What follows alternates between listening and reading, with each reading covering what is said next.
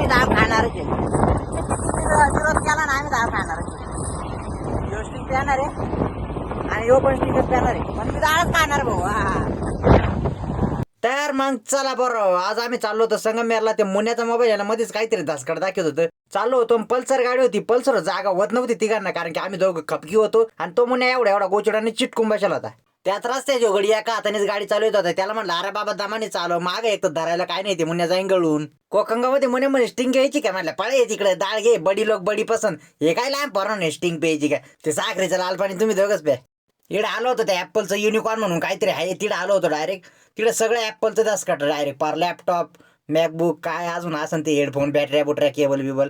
या बॅगी पण ॲपलच्याच होत्या, काय माहिती हा त्याच्याच होत्या. ते म्हणे का तुमच्या मोबाईलला काही प्रॉब्लेम नाही. मग हे ऐकले म्हणून जरा खुश झाला, तिकडून निघालो भाऊ.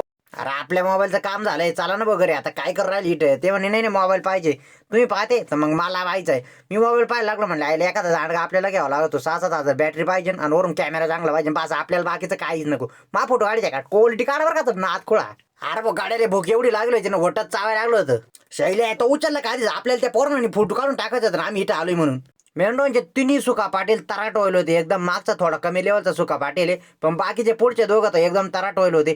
त्याला म्हणलं भाऊ दमादमान चालू जातं, जेव्हा पोचन तेव्हा पोचू, जाऊ दे बरोबर. आता तर फुल जेवलेलं डायरेक्ट. मागच्या गाड्याला जागा नाही राहिली, पुढच्या गाडी फुल टाकायला आम्ही चाललोय गाडी आता बांधू आहे.